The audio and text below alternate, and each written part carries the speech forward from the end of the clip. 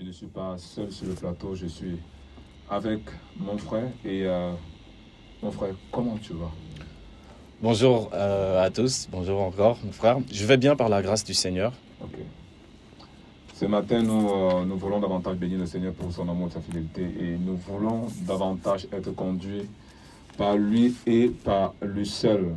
Parce que c'est lui qui doit être présenté aux hommes, c'est lui qui doit être vu par les hommes. J'aimerais qu'on prie, qu'on recommande les moments au Seigneur, que son esprit nous conduise et qu'il nous conduise en toutes choses. Vraiment, c'est ce que je voulais d'abord partager. Père, nous te bénissons. Père, merci pour ce temps. Nous te rendons grâce, Seigneur. Père, nous ne sommes pas comme tu meilleurs nous de la paix. le recommandes, Seigneur. Père, nous sommes là, Par c'est ton pour esprit toi, de nous sommes là, c'est prier pour avant toute chose. par ta parole, Seigneur. Nous Nous prions ne sommes que que tu des conduises, canaux, Seigneur, papa, des serviteurs inutiles, Seigneur. Le nos seul langues, qui doit Seigneur. être vu, c'est toi, Adonai Père. Que Et tu nous te prions que présentes, notre Seigneur, richesse que est taise, Adonai tu Père. donnes gloire, Nous Père, prions que à notre ton nom seul, connaissance non pas à humaine nous, mais à s'arrête, ton nom. papa, et nous Donne voulons, gloire, papa, Père. ce matin, papa, te remettre toute la gloire, Yahweh. Que notre être tout entier, Sois notre élevé, corps, notre Seigneur. âme, notre esprit te soit En soumis, toutes Adonai choses, Père. Seigneur. Au nom En de parole, Yeshua Mashiach. Père, merci dans notre encore pour attitude, tout ce Seigneur, qui se pour ta fera, grâce. Seigneur. Merci pour tout, Seigneur. Soit pour ta gloire. Merci, Yahweh, Adonai, papa. Amen. Et ce matin, j'aimerais aussi encourager tous ceux qui sont fatigués, tous ceux qui sont malades, tous ceux qui traversent des moments très difficiles sur la foi. J'aimerais vraiment les encourager à se relever. Parce que le Mashiach est venu pour relever ceux qui sont tombés. Et ce matin, j'aimerais aussi encourager tous ceux qui sont malades, ceux qui sont sur les hôpitaux, tous ceux que la médecine a condamnés. J'aimerais ce matin vous encourager que Yahushua vous aime. Et quel que soit ce que vous pouvez traverser, quelle que soit la maladie que les médecins ont déclarée, le Mashiach est le véritable. Il est le seul qui peut restaurer toutes choses. Et j'aimerais encourager ce matin pour ceux qui n'ont pas de boulot, qui sont dans le chômage et qui se lamentent et qui pleurent. Et vraiment, j'aimerais vous encourager. La parole dit que si nous avons le vêtement et la nourriture, cela nous suffit. Donc le seul qui doit être vraiment béni dans nos vies chaque jour, c'est le Seigneur. Et n'oublions pas que sur cette terre, il n'y a pas de joie. La joie véritable, c'est tout dans le Seigneur. La paix véritable, c'est tout dans le Seigneur. Et n'oublions pas que la richesse véritable, c'est Yahushua Mashiach. Donc, quand tu as le Seigneur dans ta vie, mon frère, rejette-toi d'abord de cela. Rejette-toi parce que tu as la richesse pas excellente dans ta vie. Et vraiment, ce matin, ce sont ces paroles que je voulais d'abord t'encourager. Et vraiment, j'aimerais davantage bénir le Seigneur pour tout ce qu'il fait. Et toi qui étais restauré, que le Seigneur davantage t'encourage à tenir debout. Toi qui étais fatigué, que le Seigneur a relevé. Mon frère, je t'encourage à toujours avoir le regard sur le Seigneur, comme Stéphanos étant lapidé, son regard était fixé au ciel. Et ce sont ces paroles que je m'encourage encore nos frères, nos bien-aimés qui nous écoutent ce matin par la grâce de Yahushua Mashiach. Et j'aimerais savoir, mon frère, ça va? Ah, mon frère, tu sais, ça va bien par la grâce du Seigneur. Amen. Et honnêtement, ça ira quand le maître viendra nous chercher, quand l'époux viendra nous chercher. Amen. En réalité, ce sera là nous pourrons dire je vais bien et ce sera parfait. Mais sinon, par la grâce du Seigneur, je vais bien, je suis dans le contentement et Amen. le Seigneur est fidèle. Amen. Et sa fidélité me fortifie, me garde. Amen. Nous bénissons le Seigneur pour ses paroles. Et je bénis le Seigneur encore pour ta vie. Et je vois que si tu as une pensée, on peut partager. Nous encourager d'abord à nos vies, parce que la première mission c'est d'abord nos vies, et encourager aussi ceux qui nous écoutent. Donc si tu as une pensée que le Seigneur te met à cœur, on peut partager aussi. Effectivement, ça fait peut-être 2 ou 3 jours de cela. J'ai eu la pensée en fait de partager en fait ce que c'est qu'un chrétien, sur ce qui est chrétien. C'est quoi un chrétien, quelles sont les caractéristiques. Et juste avant, j'aimerais juste clarifier certaines terminologie que nous employons. Je ne sais pas, il y a des personnes qui vont peut-être nous écouter pour la première fois, ils vont entendre Yahushua, ils vont se dire, mais voilà, voici encore une autre secte, comme il y en a tellement aujourd'hui. C'est quoi ces noms? Yahushua, Mashiach, Elohim, Abraham et autres. Et Yahushua, c'est simplement celui au nom de qui nous sommes ici aujourd'hui pour partager l'évangile. Celui qui est justement mort, qui s'est fait âme, qui a donné sa vie pour nous. En français, ça a donné Jésus, en anglais Jesus, et ainsi de suite dans diverses langues. Et lorsque vous entendrez parler donc de Yahushua, pensez à celui-là, le sauveur de l'humanité, ou plus couramment dans le milieu francophone, Jésus. Elohim, c'est simplement, c'est c'est le juge, c'est le fort, c'est le créateur. Voilà, dans la Bible, on utilise, dans la Bible en français, on voit généralement Dieu, mais en réalité, en hébreu, dans les textes d'origine, nous savons que ce sont les Juifs, les Israélites, les Hébreux qui ont reçu justement la révélation du Créateur. Et donc, ils ont écrit dans leur langue, ils n'ont pas écrit en français. Donc, certaines terminologies que nous allons employer et qui vont peut-être vous paraître étranges ne sont pas une invention, ce n'est pas une nouvelle secte. Tous ces termes sont assez disponibles, on peut vérifier sur Internet. Et pour ceux qui creusent, vous pourrez trouver dans les lexiques hébraïques ou grecs des termes que nous allons employer comme Mashiach. Mashiach, ça a donné en français Messie. Et ça vient aussi du grec, ça a donné aussi en grec Christos et qui a donné en français Christ. Donc ces termes, nous allons les employer, ne soyez pas perdus. Et aussi, Amen. Et si vous avez effectivement aussi des questions, des interventions, je pense qu'il y a des contacts, nous allons les communiquer.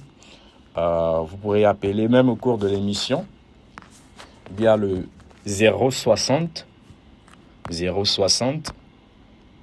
36 22 32. Je réitère, 060 36 22 32. Et également un 07, donc le 076 45 35 63. Je réitère, 076 45 35 63. Donc vous pourrez intervenir si vous avez peut-être des questions ou des choses à ajouter dans ce qui sera dit, n'hésitez pas. Voilà, sans plus tarder, mon frère, comme je disais, j'aimerais qu'on partage en fait sur c'est quoi un chrétien. Okay. Parce qu'aujourd'hui, si je ne me trompe pas, la religion chrétienne compte le plus grand nombre d'adeptes dans le monde. On n'est plus, ils ne sont plus les christianistes. Moi, j'utilise souvent le terme christianiste pour parler de ceux qui sont adhérents du christianisme, mais pas forcément chrétiens. Ils sont plus de 2 milliards et il est reconnu, il est indubitable, incontestable que voilà, la religion chrétienne est la plus massive, suivie par l'islam. Et particulièrement dans le cas du Gabon, l'on considère officiellement, le Gabon est présenté comme un pays laïque, mais on le présente souvent, on le sait souvent comme un pays chrétien, à majorité chrétienne. Et la plupart des personnes que vous allez rencontrer dans la route, si vous leur posez la question, est-ce que tu crois? Ils vont vous dire oui, je crois, je suis chrétien. Dans nos familles sont remplies de personnes qui se déclarent chrétiens. Tout le monde se présente comme chrétien. Les francs-maçons disent qu'ils sont chrétiens. D'ailleurs, ils vont dans les cathédrales et autres. Même des personnes qui ne fréquentent pas forcément des assemblées, qui ne fréquentent pas forcément ce qu'on appelle communément église, donc un lieu de rencontre pour prier, se déclarent chrétiennes. En fait, on reçoit même l'identité chrétienne comme si c'était un héritage. Et du coup, tout le monde se déclare chrétien. Mais on voit très peu la vie du chrétien. Pour le cas du Gabon, on voit très peu en fait des personnes qui ont ce fruit de chrétien. C'est un peu, en fait, tout de suite là, ça me rappelait en fait l'attitude des Juifs moi je dis souvent Matityahu, mais en français c'est Matthieu, en grec Mathéos. Dans Matthieu, donc l'évangile de Matthieu, chapitre 3, à partir du verset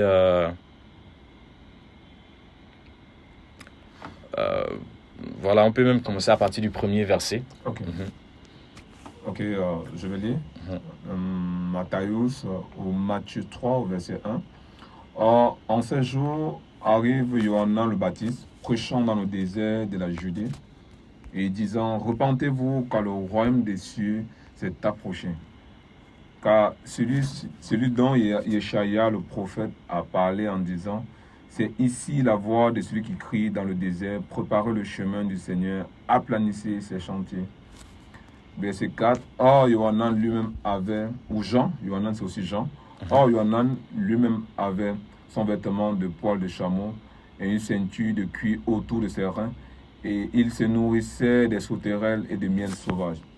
Or, à Yerushalayim, toute la Judée et toute la région environnante du Jourdain se rendaient auprès de lui. Et confessant leurs péchés, ils se faisaient baptiser par lui dans le Jourdain ou le Jourdain. Verset 7. Voyant venir à son baptême beaucoup de pharisiens et de sadducéens, il leur dit, progéniture de vipères, qui vous a appris à fuir la colère qui vient. Verset 8. Produisez donc des fruits convenables à la repentance. Verset 9. Et ne pensez pas à vous dire à vous-même, nous avons Abraham pour père, car je vous ai dit qu'Élohim peut réveiller de ses pierres même les enfants à Abraham. Amen. Merci mon frère. Donc on voit Yohanan le Baptiste ou Jean le Baptiste qui prêchait l'évangile, qui prêchait la repentance et qui va venir à lui des pharisiens. Et il dit, produisez donc des fruits convenables à la repentance et ne pensez pas à dire en vous-même, nous avons Abraham pour père, car je vous dis qu'Elohim peut réveiller de ses pierres même des enfants à Abraham. Donc Abraham ou Abraham, on sait qu'il est reconnu comme étant le père de la foi et il est aussi le père sur le plan biologique. Il est l'ascendant de Israël. Et ces Juifs, en s'identifiant à Abraham, s'identifient également à sa foi. Or, Yohanan, voyant ces personnes-là, qui culturellement et certes, oui, physiquement sont descendants d'Abraham, se réclamaient en fait d'Abraham, de sa vie, il va leur dire, mais vous êtes une race de vipères, progéniture, une descendance de vipères, qui vous a appris à fuir la colère à venir, de produire des fruits dignes, convenables à la repentance, et n'est pas penser à dire en eux-mêmes, nous avons Abraham pour père. Et le Seigneur Yahushua, lui-même également confronté aux Juifs, dans Yohanan, dans l'évangile de Jean, va faire le même reproche aux Juifs qui disaient, nous avons Abraham pour père. Et c'est pareil, aujourd'hui au Gabon, la plupart des personnes, vous allez dans les familles, vous dites, oui, est-ce que vous croyez? Ils vont vous dire, nous sommes des chrétiens. Mais lorsque vous regardez la vie de ces personnes, elles vous disent, ah mais non, moi je suis pas... En fait, cette vie renie en fait l'identité de chrétien. Et cela me rappelait une anecdote, quelque chose que j'ai vécu. J'étais à Casablanca, au Maroc, à la Médina. La Médina, c'est un marché. C'est généralement dans les pays arabes, c'est des anciennes villes qu'ils transforment en un marché, en un endroit où on trouve un peu de tout. Et donc j'étais dans une Médina, et la Médina de Casablanca, et un Marocain me disait, toi tu vas devenir musulman. Je ne l'ai pas abordé, je ne vais pas présenter l'évangile, mais il est venu et puis il m'a dit, toi tu vas devenir musulman. Je lui ai dit non, et toi tu vas devenir chrétien. Et il s'est fâché. Il s'est fâché parce que c'était comme une insulte pour lui. Parce au Maroc, et même les musulmans en général, ils ont cette image des chrétiens libertins, des personnes qui vivent dans le désordre. Donc lui dire, toi tu vas devenir chrétien, c'est comme une malédiction. Il s'est sérieusement, il s'est fâché. Et donc les chrétiens ont cette image-là, enfin les personnes qui se déclarent comme chrétiennes ont amené l'opprobre sur cette identité-là, sur cette identité de chrétien. Et or, lorsque nous voyons dans la parole les personnes qui ont été appelées chrétiennes, ils ne se sont pas proclamés, ils n'ont pas dit « nous sommes des chrétiens ». Mais ce sont les hommes à Antioche, notamment, pour la première fois qu'on va appeler les disciples chrétiens. On voit c'était des personnes de l'extérieur qui ont regardé certainement la vie des disciples. Ils ont vu, et ils avaient aussi certainement entendu et vu la vie du Seigneur Yahushua. Et ils ont dit, mais ceux-là, certainement, non, eux, ils marchent comme Christ. Amen. Ils agissent comme Christ. Et ils parlent même comme lui. Ils sont comme lui. Non, ce sont des chrétiens. Ils les ont identifiés au Seigneur. Ce ne sont pas eux-mêmes qui se sont identifiés Amen. Au Seigneur. Donc le fruit, les œuvres qu'ils ont portées, la vie qu'ils ont manifestée, a fait qu'on les a déclarés, on les a identifiés, rattachés au Seigneur, à sa vie. Mais aujourd'hui, quels genre de chrétiens rencontrons au Gabon? Les chrétiens qui sont 2, 3, 4, 5, 10 ans dans le concubinage. Les chrétiens qui mentent, qui volent, qui sont dans les bars tout le temps. Mais le dimanche, on les retrouve dans des bâtiments. Est-ce que c'est ce genre de chrétiens? C'est tellement révoltant, en fait. Parfois, on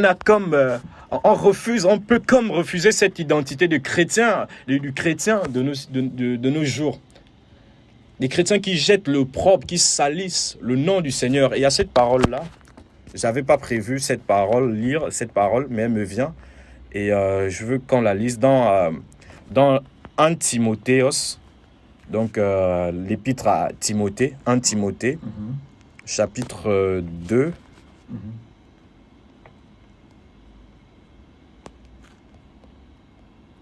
Alors, je recherche le verset, où je pense que c'est plutôt le 2 Timothée.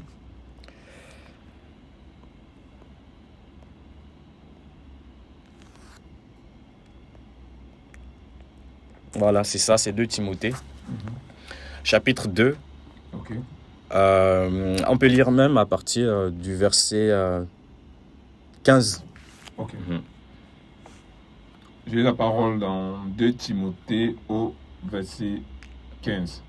2 Timothée 2, verset 15, la parole dit « Efforce-toi de te présenter approuvé devant Elohim, un ouvrier qui n'a pas à avoir honte, qui enseigne correctement la parole de la vérité. » Ok, déjà on voit, voilà, Shaoul ou Paul, qui était le père dans la foi de Timothéos, donne ce conseil à son fils.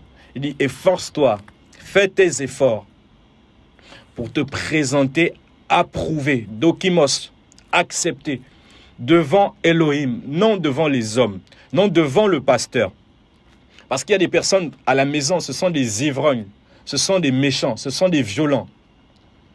Et là, je ne parle pas en imaginant, c'est en voyant des cas, des personnes, des personnes précises, qui sont des violents, qui sont des véritables dragons chez eux. Mais devant le pasteur, devant le prêtre ou en assemblée, ils se comportent comme saints. Ils reçoivent même la louange de leurs dirigeants. Et il dit ici, il demande de s'efforcer de se présenter approuvé devant Elohim. Un ouvrier qui n'a pas à avoir honte. De se présenter approuvé, c'est quelqu'un qui a fait ses preuves, qui a été éprouvé et dont on a vu le fruit dans l'épreuve. Au verset, on peut poursuivre. Verset 16, la parole dit « Mais évite les discours vains, inutiles et profanes, car ceux qui les tiennent avanceront toujours plus dans l'impiété. Et leur parole, comme une gangrène, aura du pâturage. De son nom est Hyméthéos et Philétos, qui se sont écartés de la vérité, disant que la résurrection est déjà arrivée et qui renverse la foi de quelques-uns. Néanmoins, le solide fondement d'Élohim tient debout. Et en ce sceau, le Seigneur connaît ceux qui sont à lui. Et quiconque invoque le nom du Seigneur et qui s'éloigne de l'injustice. Amen. Amen. Voilà, c'est ce passage-là en fait. Néanmoins, le solide fondement d'Adonai, d'Elohim, tient debout. Alléluia. Amen. Et en ce sceau, le Seigneur connaît ceux qui sont à lui. Il connaît ceux qui sont à lui. Amen. Regarde mon frère, on va revenir sur ce passage. Est-ce qu'on peut juste avant partir dans Yohanan, l'évangile de Yohanan, Jean, l'évangile de Jean, chapitre 2, à partir du verset 23 jusqu'à la fin, jusqu'à 25. Ok. Je vais lire le passage de Yohanan ou Jean, l'évangile de Jean, verset chapitre 2 au verset 23. Et comme il était à Yerushalayim, à la Pâque, pendant la fête, beaucoup crurent en son nom, voyant les signes qu'il faisait. Mais Yehoshua ne croyait pas en eux parce qu'il les connaissait tous et parce qu'il n'avait pas besoin qu'on lui rende témoignage au sujet de l'être humain, car il savait lui-même ce qui était dans l'être humain. Amen. Voilà, on voit cette parole est profonde. Amen. Beaucoup de personnes disent, moi je crois en Yehoshua, je crois en Jésus, je crois en Dieu. Mais est-ce que Yehoshua croit en toi? C'est ça. Parce que pour que tu sois approuvé, pour que tu sois reconnu légitimement comme étant chrétien, il faut que Yahushua croie en toi.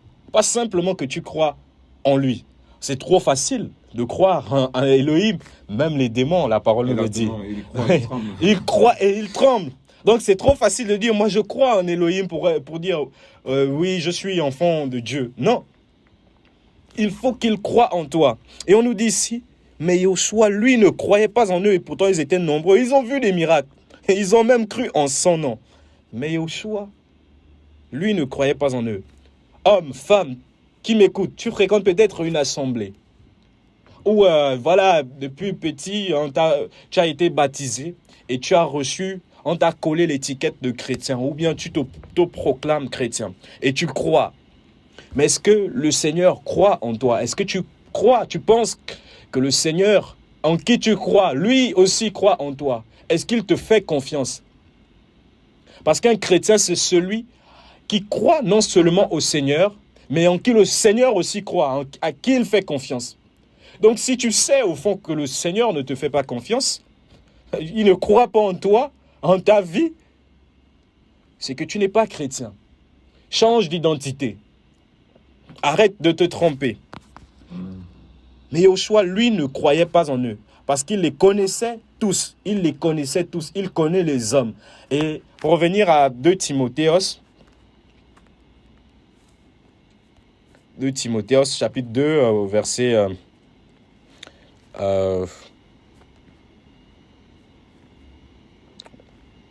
verset 19. Ok.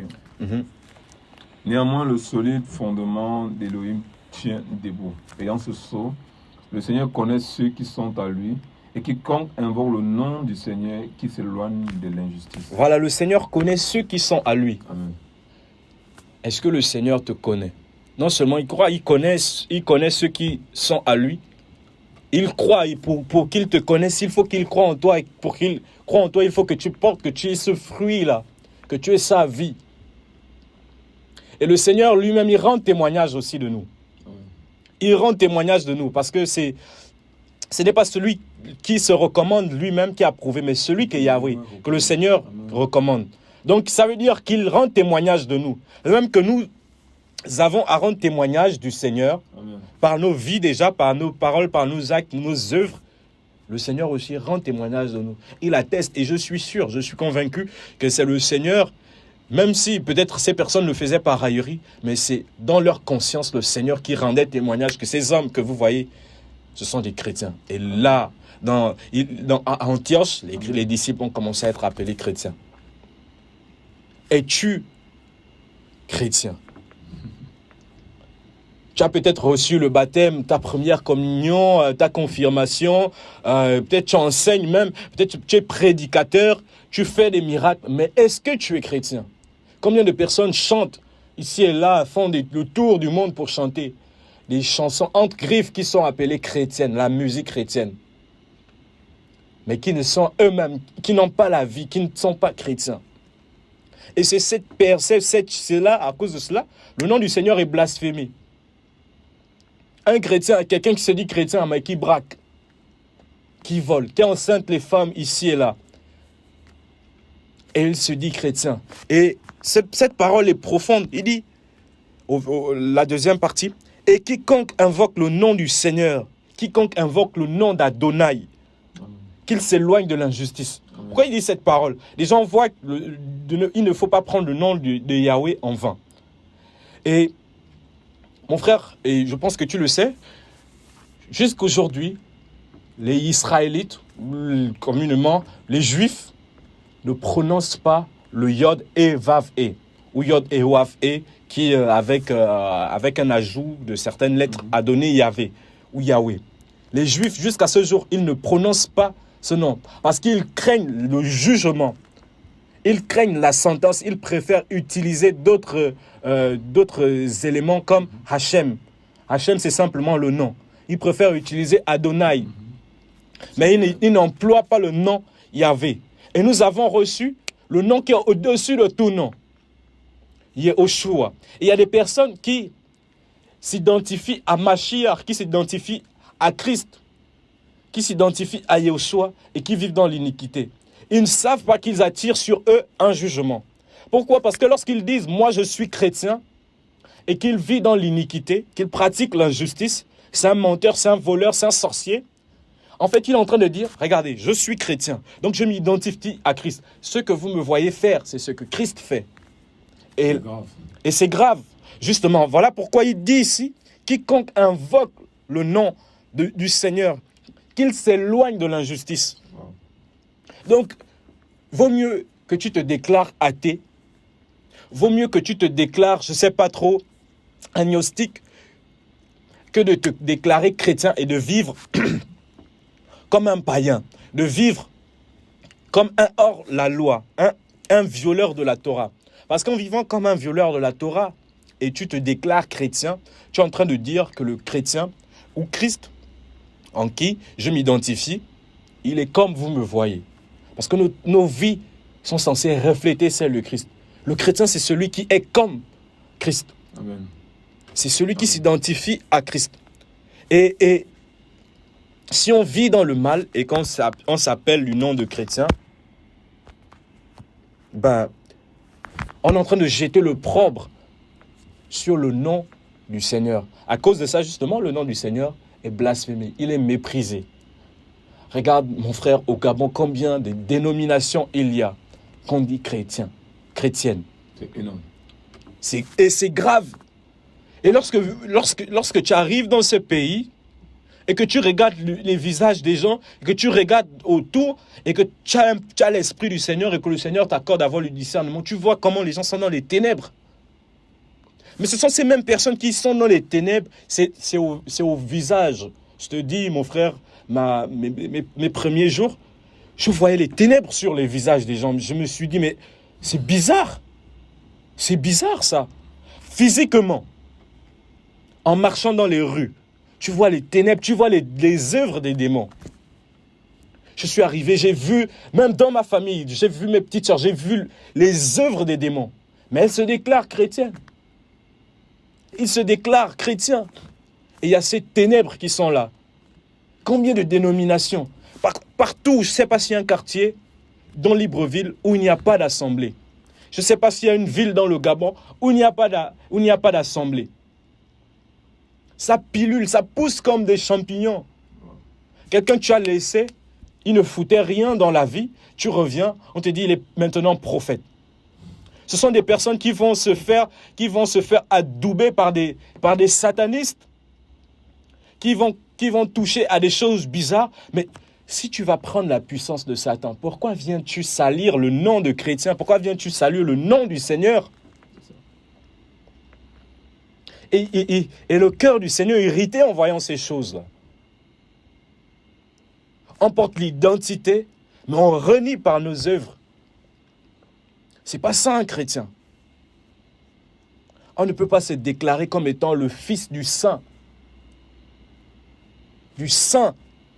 Et vivre dans la boue du mal, du péché. Et il y a très peu de chrétiens.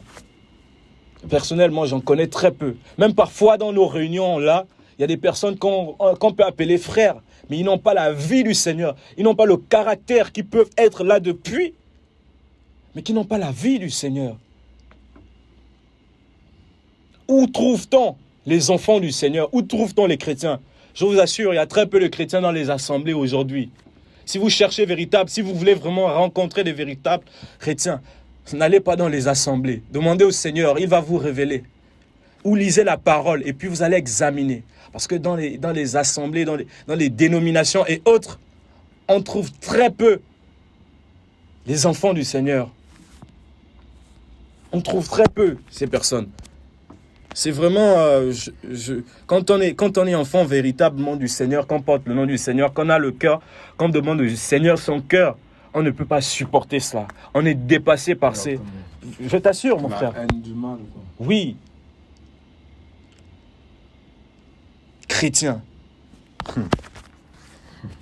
Et j'aimerais qu'on prenne Yaakov, donc Jacques, l'épître de Jacques, au chapitre 2. À quoi sert-il, mon frère, voilà, mon frère humain, Parce que certainement, voilà, si cette parole te concerne, c'est que tu n'es pas mon frère dans la foi, mais tu es mon frère en tant qu'humain, en tant que descendant d'Adam et Chava et Ève. Mon frère, ma soeur, à quoi sert-il de te déclarer chrétien et de mener une vie qui s'oppose au Seigneur? Juste même avant Jacob, mon frère, s'il te plaît, est-ce qu'on peut prendre Titos, donc Tite, chapitre 1, à partir du verset, même le verset 15, bon, jusqu'au dernier, 16. Ok, je vais lire la parole dans Titos ou Tite 1, verset 15. Toutes choses sont en effet pures pour les purs, mais rien n'est pur pour ceux qui sont impurs et incrédules. Mais leurs pensées et leurs consciences sont souillées. Ils font profession de connaître Elohim, mais ils les renient par les œuvres, étant abominables et rebelles et reprouvés pour toute bonne œuvre. Voilà, c'est ce qu'on voit aujourd'hui. Les personnes qui font profession de connaître Elohim. Les témoins de Jéhovah, ils font profession de connaître Elohim. Mais dans leurs œuvres, ils le renient. On le voit quand on examine à la lumière de la parole. Les catholiques, c'est pas la peine. Les protestants, les éveillés, ils sont très loin même. Très loin, très loin. Le pire, c'est que c'est eux qui font plus de bruit de connaître Elohim, mais ils le renient par leurs œuvres.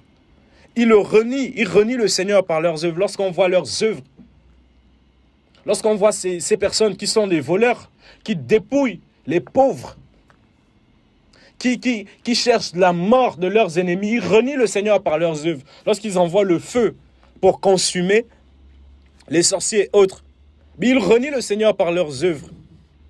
Lorsque tu fais profession de connaître le Seigneur, oui, tu connais les versets bibliques, mais tu es dans le mensonge, tu es dans l'adultère, tu es dans la cupidité, tu n'as pas l'amour pour ton prochain. Tu renies le Seigneur par tes œuvres. Arrête de t'appeler chrétien. Tu es un méchant. Et tu as besoin de réaliser ton identité et de revenir et de venir véritablement au Seigneur. Il faut d'abord que tu réalises ta position. Parce que si tu ne te séduis pas par tes raisonnements, parce que ton père t'a baptisé, ou je sais pas, parce que tu fréquentes, ou tu as quitté, parce qu'il y en a qui appellent aussi ça la repentance, le fait de quitter l'église catholique, d'aller dans une église de réveil, c'est ça la repentance. C'est ce qu'on voit aujourd'hui, c'est ce qu'on appelle maintenant chrétien. Quand on prie à haute voix maintenant, ou quand on parle en langue, ou bien je sais pas trop, c'est ça maintenant être chrétien, aujourd'hui. Il y a même des terminologies qui ont été inventées, chrétien pratiquant et chrétien croyant. Moi je suis chrétien, mais je suis juste chrétien croyant, je ne suis pas chrétien pratiquant. On n'a pas vu ça dans la parole. Parce qu'un chrétien, c'est la pratique qui fait de lui-même, qui fait qu'il porte véritablement l'identité de chrétien. Amen. Donc il n'y a pas ça, le Seigneur ne connaît pas de chrétien pratiquant et chrétien croyant, non pratiquant. Il n'y a pas ça.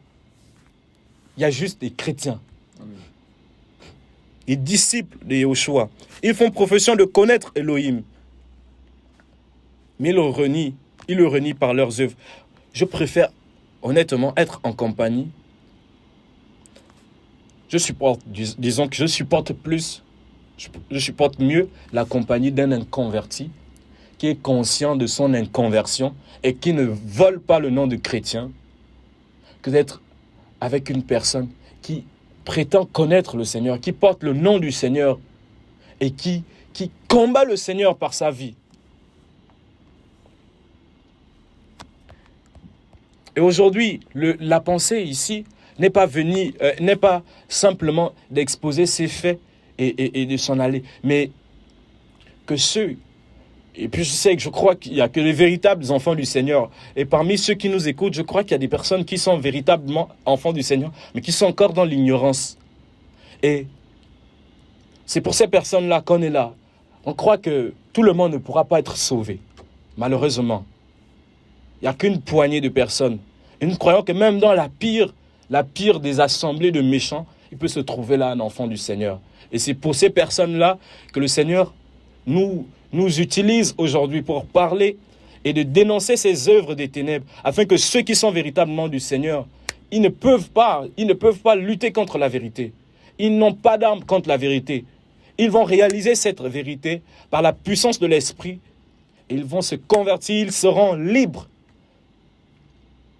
Si tu continues de fréquenter une assemblée, tu sais que tu es dans le péché, le pasteur et autres sait que tu es dans le péché, et il ne te dit pas que tu es dans le péché, ou il ne te dit pas qu'en continuant sur cette voie, tu vas dans le feu. Sache que tu n'es pas enfant du Seigneur, et tu as besoin de te détourner de tes voies. Et que tu n'es même pas entouré, que ces personnes-là, ils ne t'aiment pas, ou eux-mêmes, ils sont esclaves du mal. Maintenant, j'aimerais en fait donner quelques caractéristiques, quelques éléments qu'on voit qui sont indispensables et qu'on ne peut pas ôter, en fait, qu'on ne peut pas dissocier de la vie d'un disciple, d'un enfant du Seigneur, d'un véritable chrétien. Et pour commencer, c'est justement dans Jacob, donc Jacques, chapitre 2, on avait... Donc, chapitre 2, on peut lire à partir du verset 14. Ok.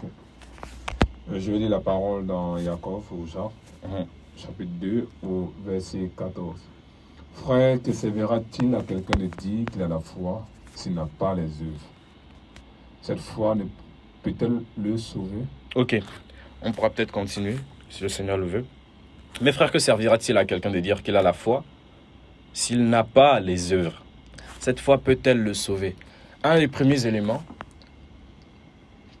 on va en énumérer 3. Bon, je vais en énumérer 3. Mon frère aussi, il va intervenir selon que le Seigneur met quelque chose dans son cœur.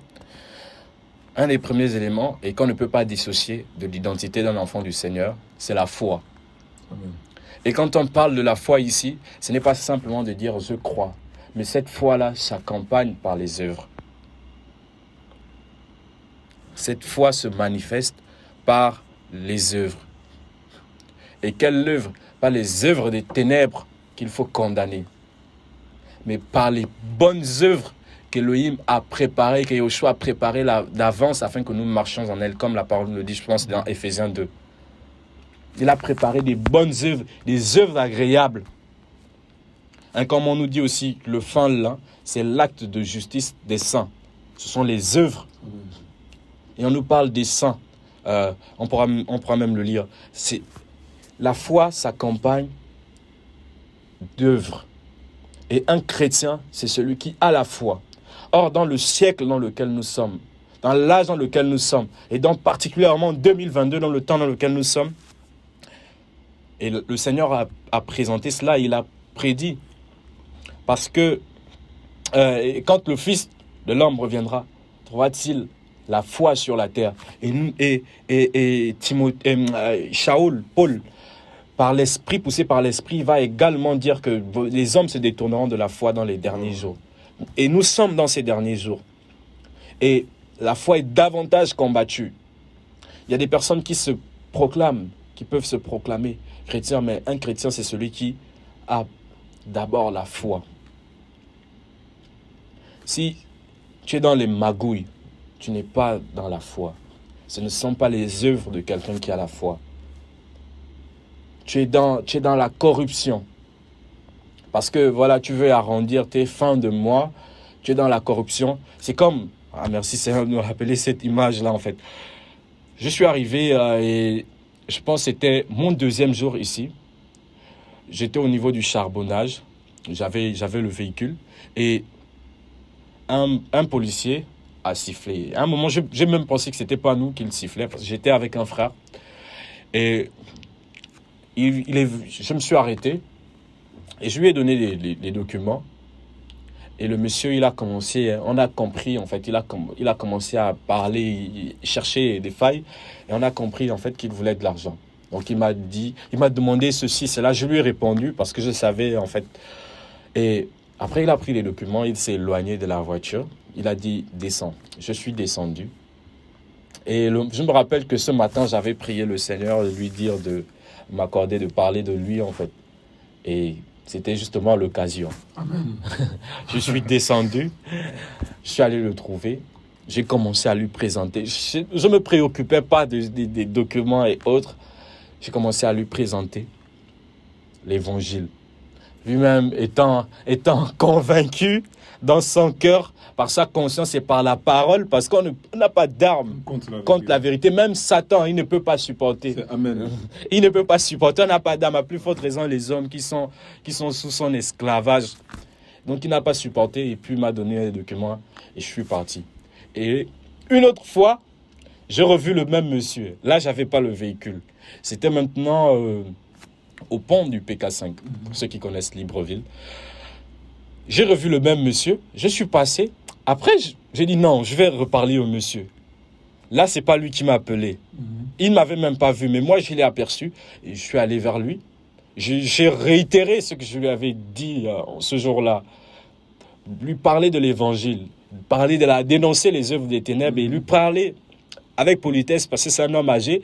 Je lui ai présenté l'évangile, je lui ai dit, est-ce que tu reconnais mon visage? Il m'a dit, non, mais on n'oublie pas ton visage. Tu as un visage d'ange. J'ai dit, amen, parce qu'effectivement, on est des anges aussi. On est des envoyés. Amen. Et c'est malheureusement cela, en fait, aujourd'hui. Et le truc, c'est ce monsieur, il disait qu'il est chrétien. Ah, ça. Tu vois, il est dans la corruption, il est conscient qu'il est dans la corruption, mais il disait qu'il est chrétien. Je lui ai dit, est-ce que tu prêches, tu parles avec tes collègues? Il dit qu'il parle avec ses collègues. Mais il est dans la corruption. Comment l'évangile va partir là? S'il a par exemple des collègues qui sont musulmans ou qui sont athées ou qui sont francs-maçons, quel témoignage rend-il? Et ce que je suis en train de vous dire n'est pas... En fait, c'est même pas choquant pour le Gabonais ou pour le Libreville. On voit tellement, ils sont quasiment ici et là. Ces messieurs voilà, dans les rues, ces policiers en fait. Ils ont sali eux-mêmes leur identité déjà de policiers et pour ceux qui se déclarent chrétiens, qui salissent aussi l'identité d'enfants du Seigneur. Et ce sont ces personnes-là, il ne peut pas déclarer qu'il a la foi quand on est dans la corruption. Non. Et donc, il est impossible, la parole le dit. Bon, je vais quand même poursuivre d'abord au verset 16 et 15 plutôt. Et si un frère ou une sœur sont nus et manquent de la nourriture de chaque jour, et que l'un d'entre vous leur dise, allez en paix, chauffez-vous et rassasiez-vous, et que vous ne leur donniez pas les choses nécessaires pour le corps, que leur servira cela? De même aussi, la foi, si elle n'a pas les œuvres, elle est morte en elle-même. Voilà, la foi sans les œuvres, elle est morte. Elle est morte. De même, le chrétien sans la foi, il n'existe pas. De même que la foi sans les œuvres, elle est morte, mais le chrétien sans la foi, il n'existe pas. Parce qu'il y en a qui peuvent prendre une autre voie, qui font les œuvres. Il y a beaucoup de personnes qui font les œuvres, mais ils n'ont pas la foi. Est-ce qu'en pour autant, ils honorent le Seigneur? Non. Les francs-maçons, ils font les œuvres. Ce sont eux qui ont les plus grandes associations, les plus grandes fondations caritatives. Parce que c'est l'une de leurs devises. Ils doivent apporter de l'aide à la société. Ils font des œuvres. Est-ce pour autant qu'ils ont la foi? Donc, la foi sans les œuvres, elle est morte. Mais de même, les œuvres sans la foi, elles sont vaines. Elles sont mortes. Elles ne servent à rien. Elles ne servent pas du tout. Il faut qu'on ait la foi et qu'elle s'accompagne d'œuvres. Ce serait trop long de s'étendre encore, c'est quoi la foi? Mais la foi, elle se manifeste simplement par l'œuvre. Amen. Avoir la foi, ce n'est pas connaître beaucoup de passages, mais celui que tu as, est-ce que tu le mets en pratique? Ce que tu connais. Quasiment tout le monde au Gabon a déjà entendu l'évangile, même s'il n'est pas allé dans une assemblée.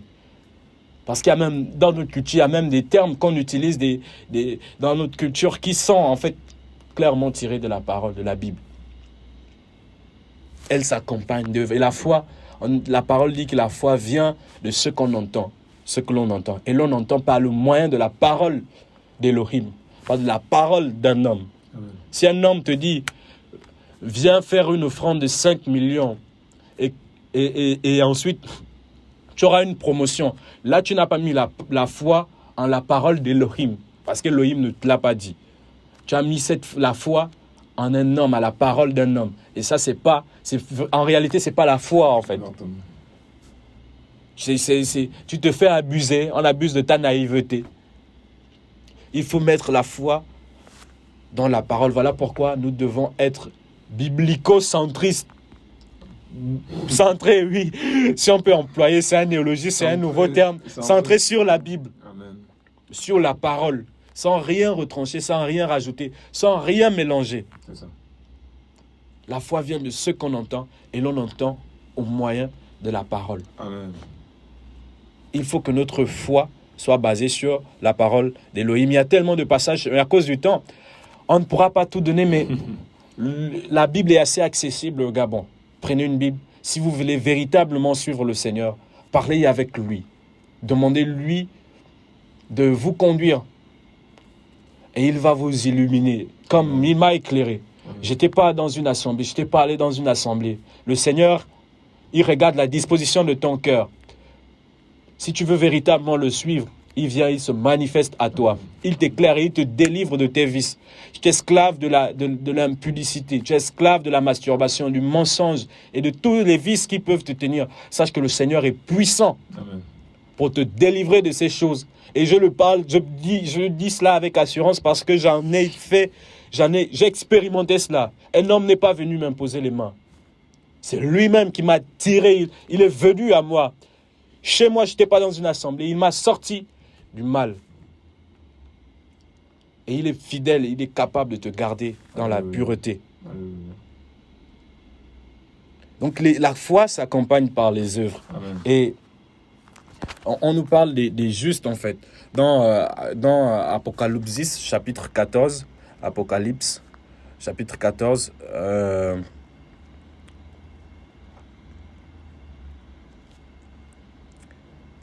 à partir...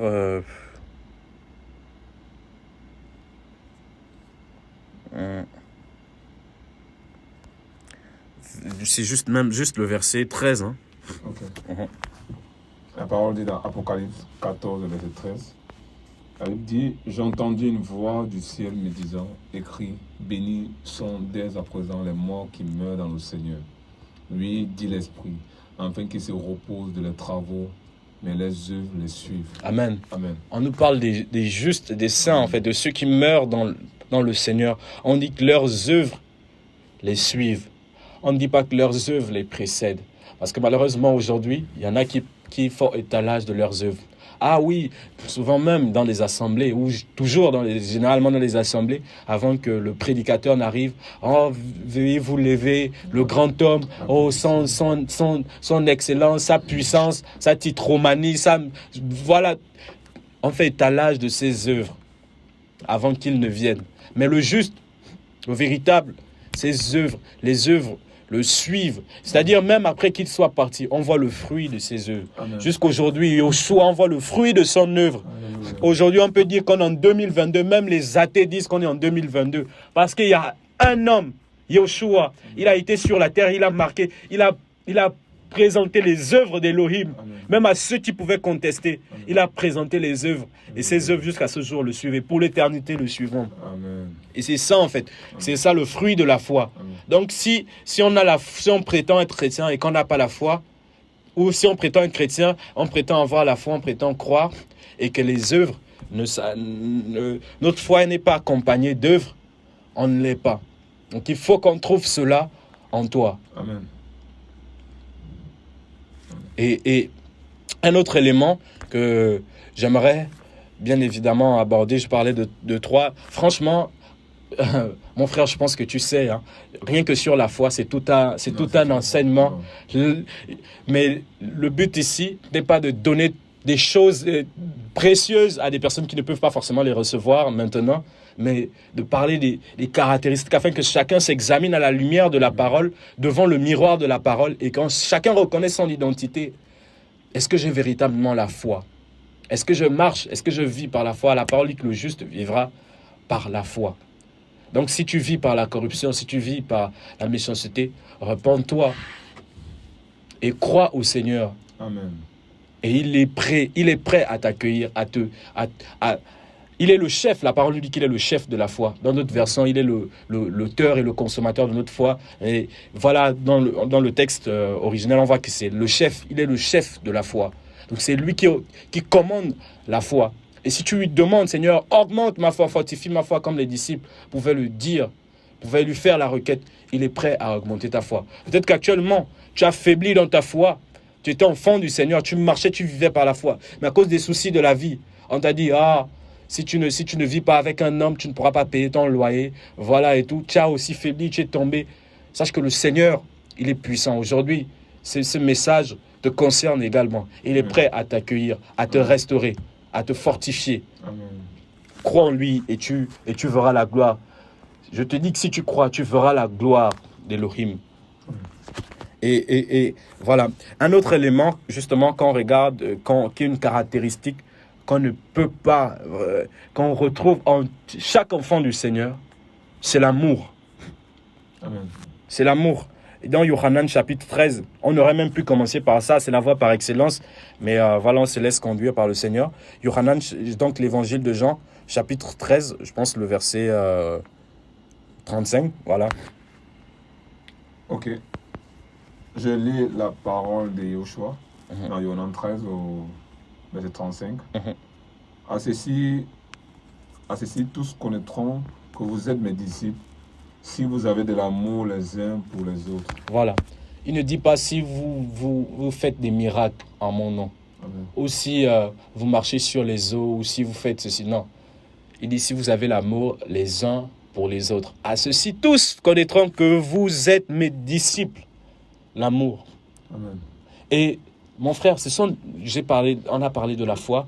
Là, on est en train de parler de l'amour. Et on voit que ce sont des éléments qui sont vraiment combattus dans ces temps. Le Seigneur pouvait aussi dire, parce que l'iniquité, la violation de la Torah sera multipliée, l'amour, voilà, se refroidira. Et effectivement, on s'en rend compte. Il y a l'avantage, l'insensibilité, en fait. Les uns vis-à-vis des autres, même entre frères chrétiens. L'amour diminue. Et nous avons besoin de porter ce fruit de l'esprit, l'amour. Elohim est amour.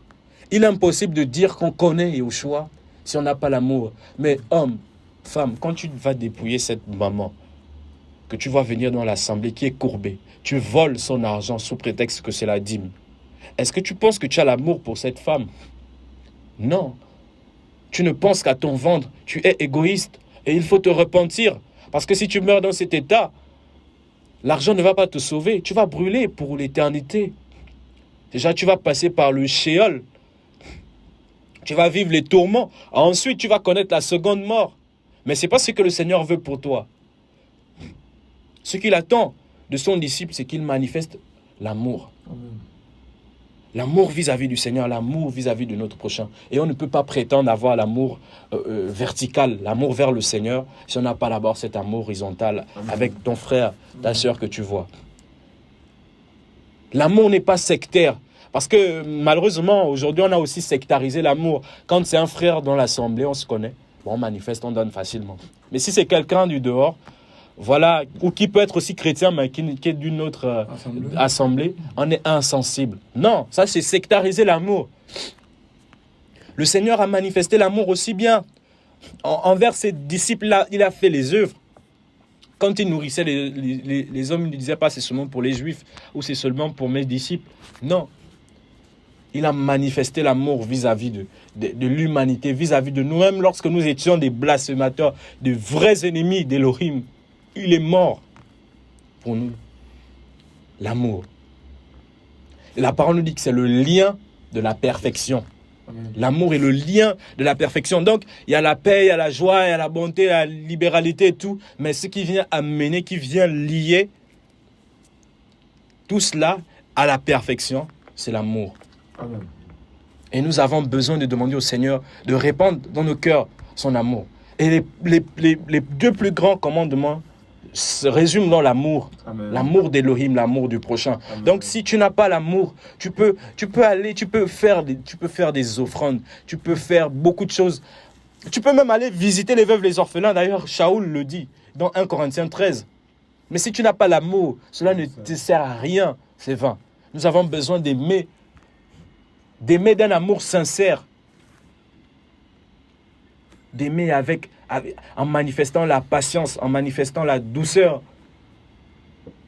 Pas d'aimer d'une manière conditionnelle. Bon, aujourd'hui, comme tu me donnes ceci, je t'aime. Parfois, on se dit facilement cela. Ah, mon frère, je t'aime, ma soeur, je t'aime. Demain, après-demain, quand la personne abandonne la foi, on ne prie même plus pour cette personne. On n'essaye pas de l'interpeller. Donc, un enfant du Seigneur, un chrétien, c'est celui qui manifeste également l'amour. Amen. Qui a la foi, qui a l'amour. Et un passage, juste par rapport à la foi, un passage qui me revenait, c'est dans 1 Corinthiens 11, je pense, verset 6, qui nous dit qu'il est impossible d'être agréable à Elohim sans la foi. Et dans 1 Yohanan, donc pour revenir à la mort, 1 Jean, chapitre 4, à partir du verset 7. Ok, j'ai la parole dans 1 Yohanan ou 1 Jean 4, au verset 7. Bien-aimés, aimons-nous les uns les autres, parce que l'amour vient d'Elohim. Et quiconque aime a été engendré d'Elohim et connaît Elohim. Celui qui n'aime pas n'a pas connu Elohim parce que Elohim est amour. Amen. Amen. Vous pourrez lire tout ce passage, vous pourrez lire 1 Corinthiens chapitre 13. Voilà, il y a tellement de passages en fait qui nous parlent de l'amour. Et on dit que nous devons nous aimer, bien aimer. Aimons-nous les uns les autres. Parce que l'amour vient d'Elohim et quiconque aime a été engendré d'Elohim et connaît Elohim. Veux-tu savoir si tu es vraiment né de nouveau, si tu es véritablement chrétien? Veux-tu savoir même si tu es baptisé du Saint-Esprit? C'est pas quand tu parles en langue, non. C'est pas quand tu reçois des visions, non. Si tu veux savoir un test infaillible pour savoir si tu es baptisé du Saint-Esprit, c'est regarde dans ton cœur, est-ce que tu aimes ton prochain? On nous dit ici, quiconque aime a été engendré d'Elohim. Engendré, donc il porte la semence d'Elohim en lui. Il porte les gènes d'Elohim en lui. Il a été engendré d'Elohim. Celui qui n'aime pas n'a pas connu Elohim. Donc quelqu'un peut faire des miracles, peut faire des biens et tout. S'il méprise son prochain, s'il n'a pas de compassion, s'il n'a pas d'amour pour son prochain, cette personne ne connaît pas Elohim tout simplement. Nous devons manifester l'amour. Et si nous manquons, demandons au Seigneur de nous rendre parfaits dans ces choses. Parce qu'il nous remplit.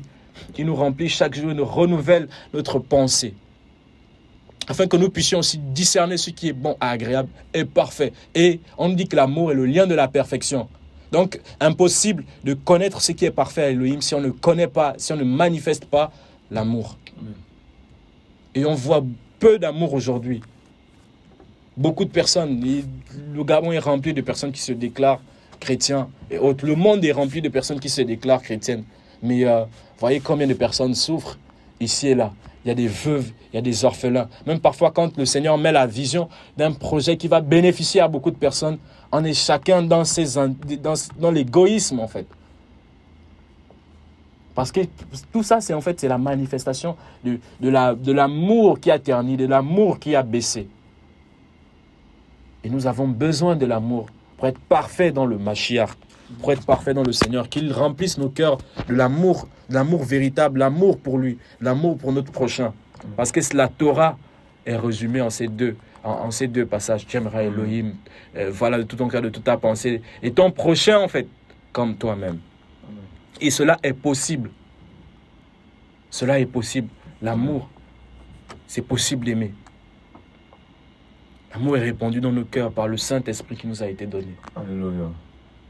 Voilà, il y a ça en fait, il y a l'amour et un autre élément aussi qui fait défaut dans beaucoup de milieux où voilà, c'est l'espérance. Nous avons besoin de l'espérance parce que c'est comme une encre sûre de l'âme qui va à l'intérieur du voile et qui nous lie au Seigneur. Par l'espérance, nous voyons au-delà des choses de ce monde. Par l'espérance, nous voyons dans l'éternité. Celui qui n'a pas d'espérance aura tendance à s'attacher aux choses de ce monde. si tu t'attaches à l'argent, si tu t'attaches voilà, aux biens matériels, au titre, à la fonction que tu peux avoir, certainement l'espérance, ton espérance est touchée. Si c'est trop difficile pour toi de prendre, je ne sais pas, ton bien pour donner à ton prochain qui a le besoin, c'est qu'il y a un problème d'espérance. Tu es attaché aux choses de ce monde. Et les enfants du Seigneur sont des personnes qui ont l'espérance. Et la parole il nous dit dans 1 Timothée, 1 Timothée chapitre 1, oui, que Yeshua est notre espérance. Il est notre espérance. Et dans Romains chapitre 5,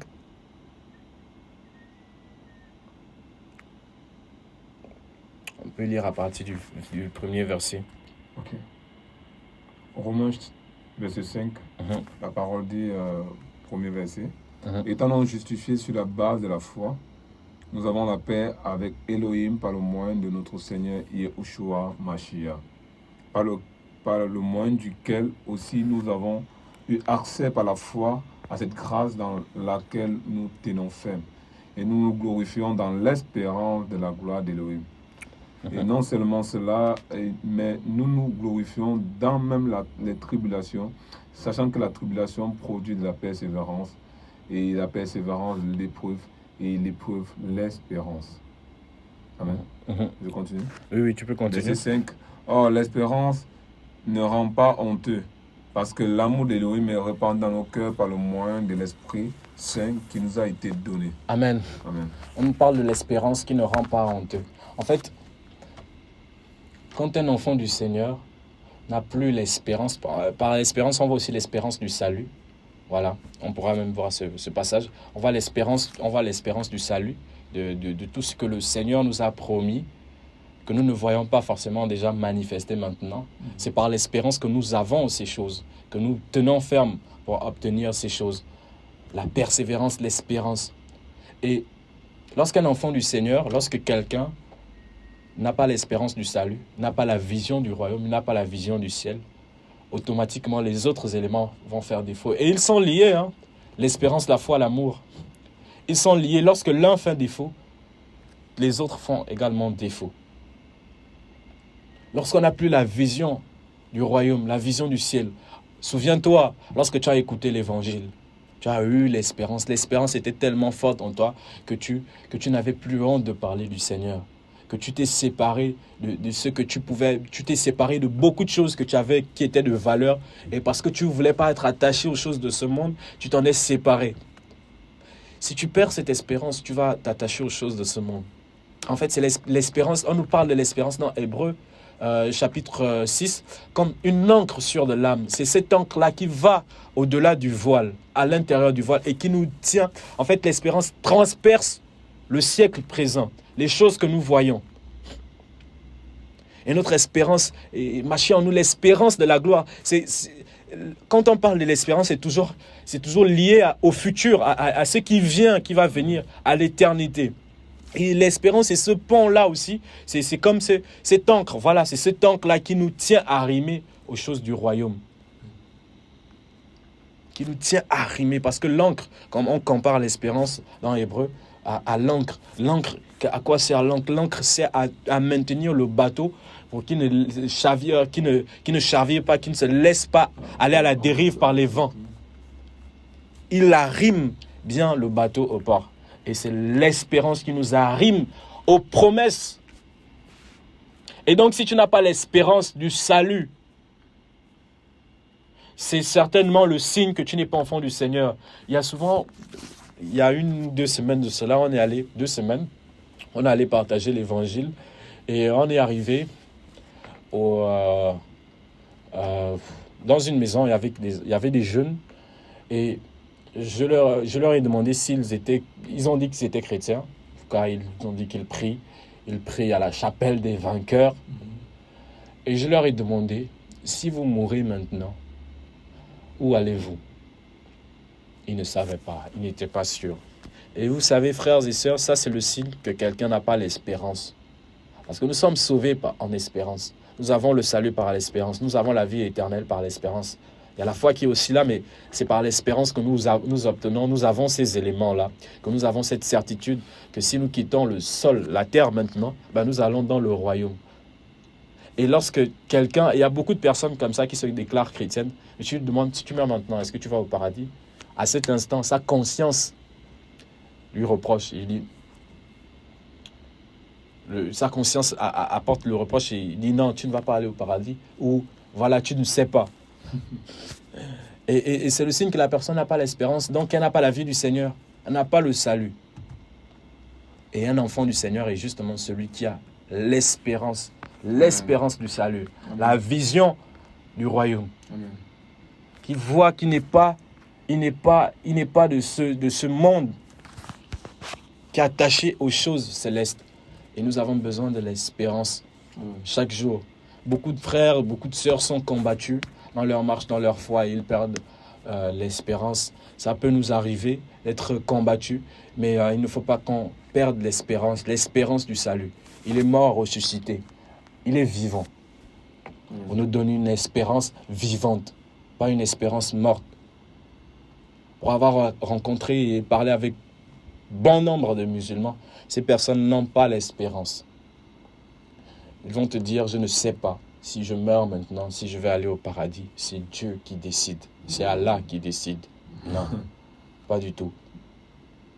Et le Fils de l'homme a le pouvoir sur la terre, de donner la vie, de pardonner les péchés. La foi, l'espérance et l'amour. Et vous laissez aussi mon frère partager. Je vais écouter cette série de paroles et juste terminer avec justement 1 Corinthiens chapitre 13, verset 13. Lorsque le Seigneur me mettait cette pensée, je ne m'étais pas dit, voilà, que je vais forcément, je ne me suis pas basé sur ce passage, mais c'est en voyant les différents éléments que le Seigneur me donnait, je me suis rappelé de ce passage justement, qui nous parle de ces 3 éléments en fait. Donc, 1 Corinthiens chapitre 13, verset 13. 1 Corinthiens chapitre 13, verset 13, la parole dit, « Or maintenant, ces 3 choses demeurent, la foi, l'espérance, l'amour. Mais la plus grande des 3, c'est l'amour. » Voilà. Amen. On ne dit pas que ces 3 choses demeurent, l'argent, les femmes, la gloire. Non. On n'a pas dit c'est l'onction, je ne sais pas trop, le ministère ou autre. Non, pas du tout. Les titres. Non, c'est pas du tout ça.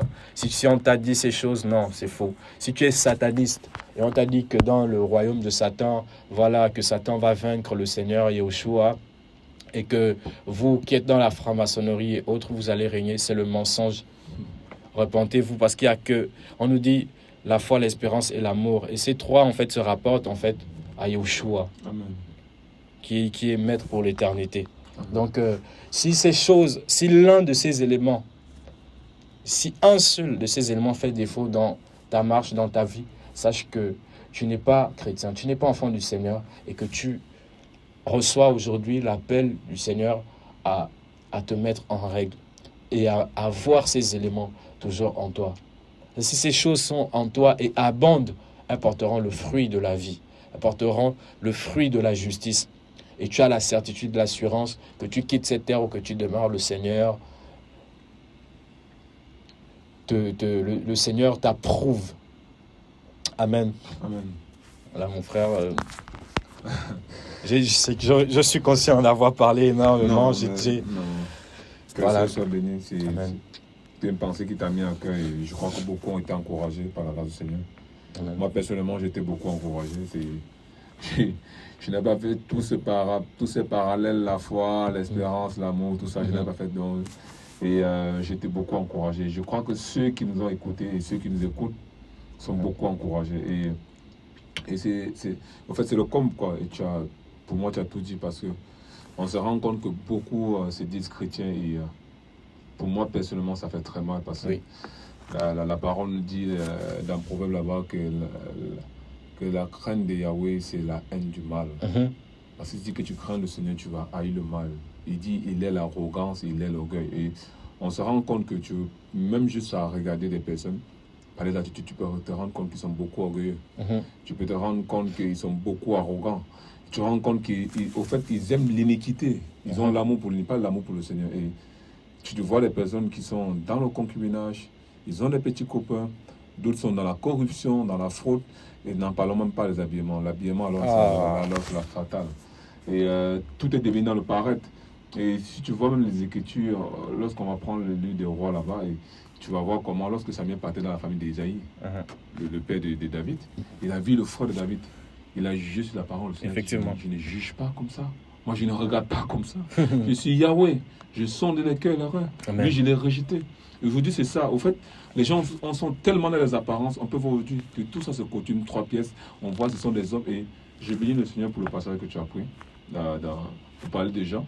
Et en montant, Jean est habillé en poil de chameau. C'était un homme qui n'avait pas le temps du monde. Effectivement. C'était un homme qui était mis à part pour le royaume. Et même quand tu lis les Écritures dans Matthieu 11 là-bas, le Seigneur donne un témoin des gens. Donc c'est d'abord le Seigneur qui a prouvé Jean. Il a dit, qu'est-ce que vous allez voir dans le désert? Un grand prophète? Non. Non? Et que vous avez vu un homme dans l'habit somptueux, dans le luxe? Non. Il dit, mais il est plus qu'un prophète. Et aucune femme ne va accoucher un prophète. Et tu vois, en fait, le Seigneur approuvait Jean. Tu vois, il donnait cette approbation à un homme que non, lui, c'est un prophète. Mais aujourd'hui, qu'est-ce qu'on voit? Aujourd'hui, c'est le contraire.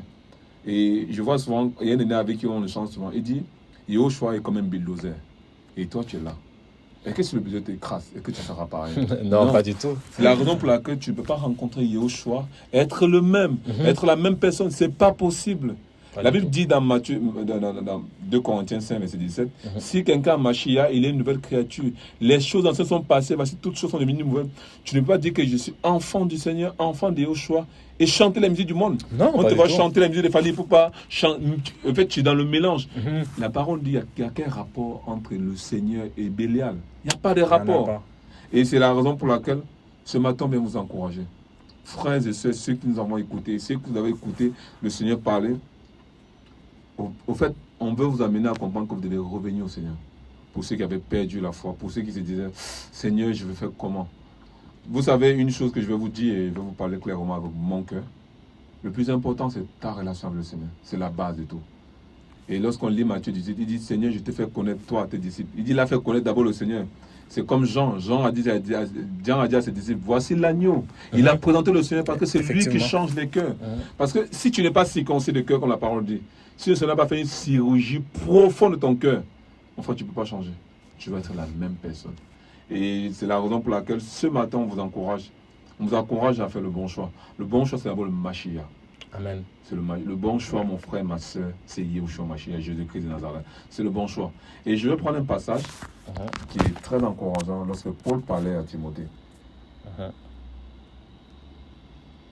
C'est très, très encourageant. Tu vas lire ça, mon frère, au 1 Timothée 4, verset 12 à 13. D'accord. Ok. Que personne ne méprise ta jeunesse, mais deviens un exemple pour les fidèles, en parole, en conduite, en amour, en esprit, en foi, en pureté. Applique-toi à la lecture, à l'exhortation et à l'enseignement jusqu'à ce que je vienne. Amen. Amen. Vous voyez? Paul dit à son fils que sois un modèle, sois un exemple d'abord. Avant de dire que Jésus-Christ revient, je suis chrétien, sois d'abord un modèle. Il cite les choses. Il dit sois un modèle pour les fidèles. On veut dire pour les frères qui sont chrétiens. Sois d'abord un modèle. Avant d'être pour les inconvertis. Il dit en parole, en conduite, Amen. En amour, en esprit, en foi, en pureté. Oui, oui. C'est très fort. Il a dit sois un modèle. Avant de vouloir dire que je veux prêcher la parole, je veux vouloir chanter, je veux vouloir encourager les autres, sois d'abord un modèle. Et c'est ça que Paul disait à Timothée. Il faut d'abord être un modèle. Et il dit, applique-toi la lecture, à l'exhortation, à l'enseignement, jusqu'à ce que je vienne.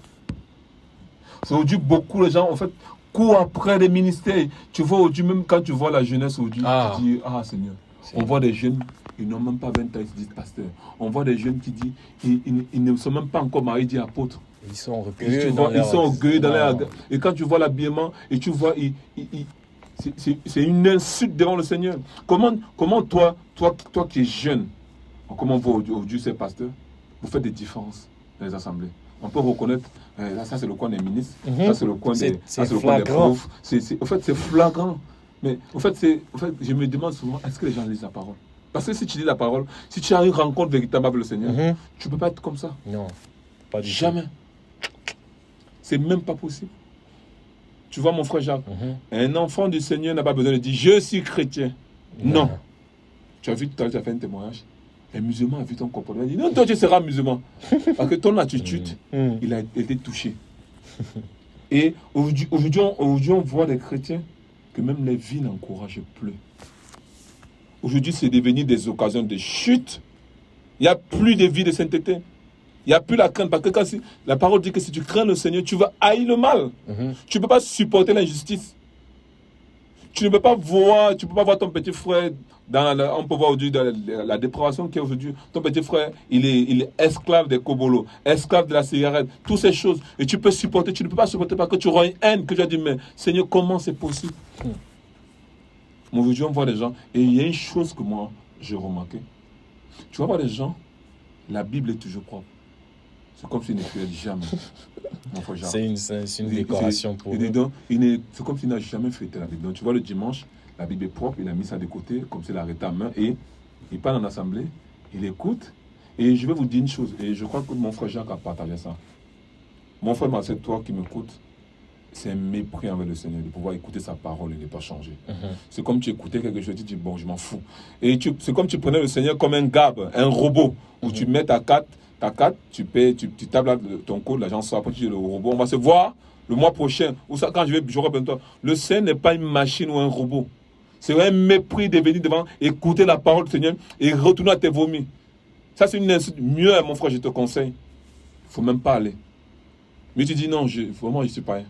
Je sais que ce humain-là, mais ne dis pas que je suis chrétien. Ça veut dire que tu es comme Christ. Et c'est grave. C'est grave. Aujourd'hui, on se rend compte que tout le monde est chrétien. Le franc-maçon, chrétien. Ouais, ceux qui dansent le bouti, chrétien. Ceux qui dansent le djembé, chrétien. On voit toutes ces personnes sont chrétiens. Aujourd'hui, regardez ces scandales. Ces scandales qu'il y a dans l'Assemblée.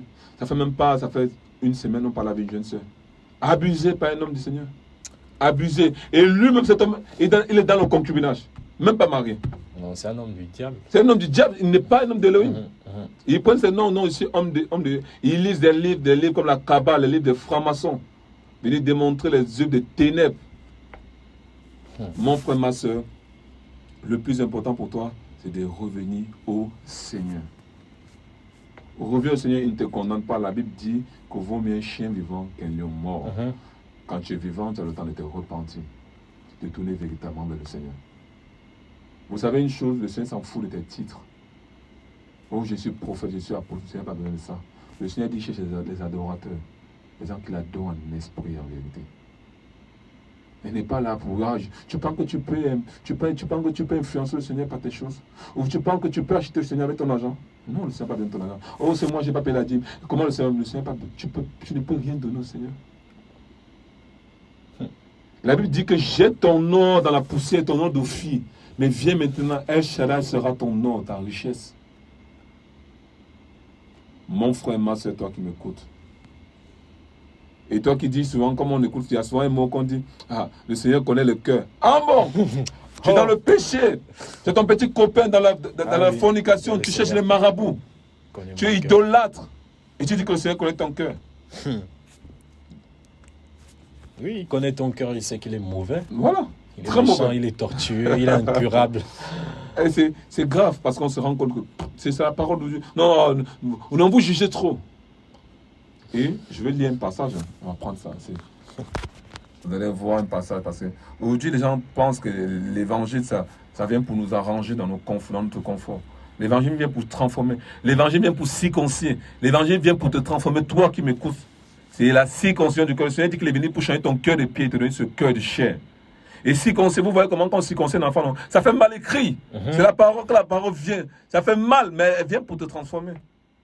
Elle vient pour opérer dans ta vie, mon frère. Opérer ton cœur qui est rempli de méchanceté.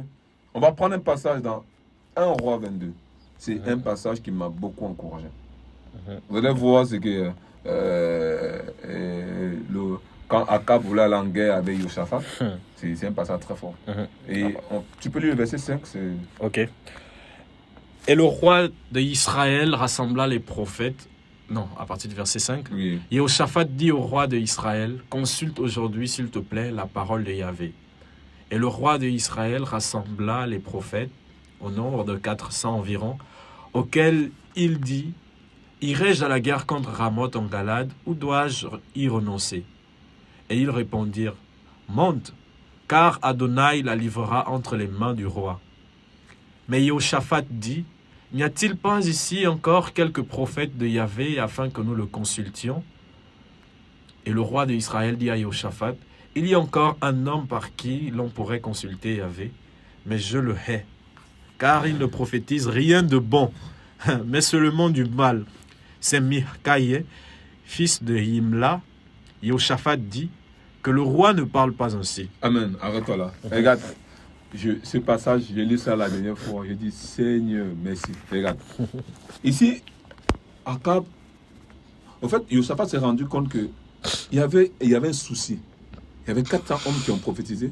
Mais il s'est rendu compte qu'il y avait encore... En fait, il sentait qu'il y avait quelque chose qui n'allait pas. Tu vois? Mais il était 400, hein? 400 humains. Il dit, non, est-ce qu'il n'y a pas encore d'autres? Mais Akab, regarde ce qu'Akab dit. Par rapport à... Tu peux lire verset 8. C'est fort, hein? Et le roi d'Israël dit à Jehoshaphat, il y a encore un homme par qui l'on pourrait consulter Yahvé, mais je le hais, car il ne prophétise rien de bon, mais seulement du mal. Tu vois? Et regarde, j'aime beaucoup ce passage. Mais pourquoi Akab a parlé de Miché? Il pouvait parler d'une autre personne, non? Il reconnaissait, malgré la vérité de Miché, il connaissait l'intégrité de Miché. Il savait que Miché, c'était un homme intègre. Effectivement. Qui craignait le Seigneur. Mais pour dire qu'on a un autre prophète, il appelait Miché parce qu'il connaissait que Yahweh marchait avec Miché. Et Jehoshaphat a dit, mais que le roi ne parle pas ainsi. Mais il savait que Miché était un homme intègre. Mais il a dit que Miché, prophétise quoi? Le mal. Parce que Miché, lorsque la vérité vient toucher le cœur, tu juges les gens, tu es comme ça, tu condamnes les gens. C'est la même chose. Aujourd'hui, on voit des gens les gens veulent des messages qui vont les caresser. On dit qu'ils veulent des fables, des choses qui vont les chatouiller les oreilles. C'est ça aujourd'hui. Aujourd'hui, tu vas voir, quand je vois ta vie, je vois que tu seras prophète des nations. Quand il va ta vie, tu auras un bon boulot. Quand il te voit, tu seras très fort. En fait, mon frère, ma soeur, n'écoute pas ces choses. Et n'écoute pas ces choses. La chose que tu as besoin, que tu veux écouter, c'est que Yahushua sur son trône dit, ma fille, je t'aime. Je t'ai vu, je vois ta souffrance, je suis avec toi. Tu as besoin de l'approbation du Seigneur. La parole dit que ce n'est pas celui qui part qui est approuvé, c'est celui que le Seigneur recommande qui est approuvé. Mais aujourd'hui, qu'est-ce qu'on voit? Ce sont ces gens de chrétiens qui sont tellement tordus, qui aiment tellement le monde. D'abord, ce ne sont même pas des chrétiens, ce sont les gens, les enfants du usurpateur d'identité. Exactement. Et en plus, ces enfants de Bélial, ils n'ont rien à y voir à la parole. Toi qui nous écoutes, mon frère, ma soeur, on veut t'encourager à revenir au Maître. La parole dit, Yahushua, qui est sorti du désert, il a dit, repentez-vous car le royaume de Dieu est proche. Là, nous sommes à la fin des temps. Le Seigneur vient chercher les hommes et des femmes intègres. Les hommes qui le craignent, les gens qui le cherchent dans le secret. Ce ne sont pas tes titres qui vont influencer le Seigneur. Ce n'est pas le nombre d'argent que tu donnes au Seigneur. Ce n'est pas ça que le Seigneur a besoin. Le Seigneur a besoin de travailler avec toi. Et il veut faire quoi? Il veut circoncire ton cœur. Il veut travailler ton cœur qui est rempli de méchanceté. Et vous savez, la parole dit que c'est du dedans du cœur que sortent toutes mauvaises choses. Le Seigneur veut transformer son cœur afin que tu puisses le ressembler. Et ce matin encore, on veut te présenter Yahushua Mashiach, la solution à ton problème.